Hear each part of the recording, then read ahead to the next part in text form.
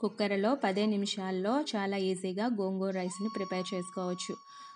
పిల్లల లంచ్ బాక్స్లోకి బాగుంటుంది. అదేవిధంగా ఇంటికి ఎవరైనా గెస్ట్లు వచ్చేటప్పుడు చాలా ఈజీగా ఈ రైస్ని ప్రిపేర్ చేసి వాళ్ళకి పెట్టచ్చు. చాలా ఇష్టంగా తింటారు. గోంగూర రైస్ని ప్రిపేర్ చేయడానికి గోంగూర ఆకులు అవసరం లేదు. మన ఇంట్లో మిగిలిపోయిన గోంగూర పచ్చడితో ఈ రైస్ని ప్రిపేర్ చేయొచ్చు. చాలా బాగుంటుంది.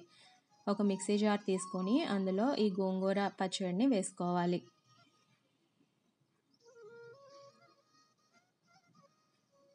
గోంగూర పచ్చడి చేసేటప్పుడు మొదట్లో చాలా ఇష్టంగా తింటారు కానీ చివరికి వచ్చేటప్పటికి దాన్ని అలా వదిలేస్తూ ఉంటారు. అటువంటి గోంగూర పచ్చడితో కూడా మనం ఈ రైస్ని ప్రిపేర్ చేసుకోవచ్చు.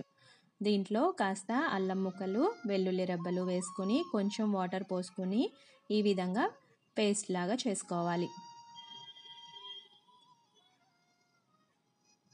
స్టవ్ వెలిగించుకుని కుక్కర్ పెట్టుకుని అందులో ఆయిల్ వేసుకోవాలి. అదేవిధంగా 2 స్పూన్ల నెయ్యిని కూడా వేసుకుంటే చాలా టేస్టీగా ఉంటుంది. కొంచెం జీలకర్ర వేసుకుని వేగిన తర్వాత పచ్చిమిర్చిని వేసుకోవాలి. మన ఇంట్లో తినే కారానికి సరిపడా పచ్చిమిర్చిని వేసుకోవాలి.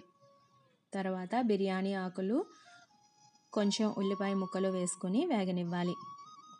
ఉల్లిపాయలు వేగడానికి కొంచెం సమయం పడుతుంది. ఇవి బాగా వేగిన తర్వాత దీంట్లో వెజిటబుల్స్ని యాడ్ చేసుకోవాలి.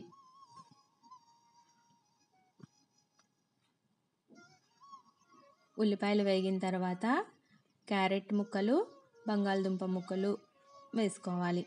మన ఇంట్లో ఇంకా ఏవైనా వెజిటబుల్స్ ఉంటే వాటిని కూడా యాడ్ చేసుకోవచ్చు. వెజిటబుల్స్ వేయడం వలన పిల్లలు చాలా ఇష్టంగా తింటారు. క్యారెట్, బంగాళదుంప అంటే పిల్లలకి చాలా ఇష్టం ఉంటుంది కాబట్టి ఇవి వేస్తే చాలా ఇష్టంగా రైస్ని తింటారు.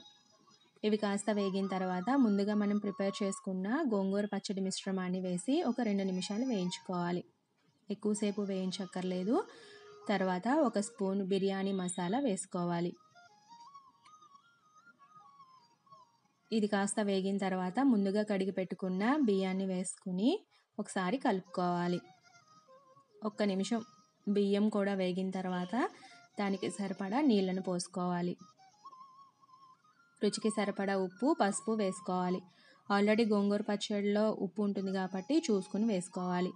మూత పెట్టుకుని 3 విజిల్స్ వచ్చేంత వరకు ఉంచితే ఎంతో టేస్టీ అయిన గోంగూర రైస్ రెడీ.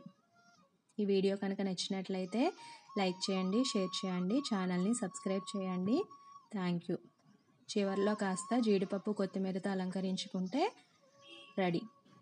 ఈ గోంగూర రైస్ని మనం రైతాతో సర్వ్ చేసుకుంటే చాలా బాగుంటుంది. వేరే కర్రీ కూడా అవసరం ఉండదు. చాలా చాలా టేస్టీగా ఉంటుంది.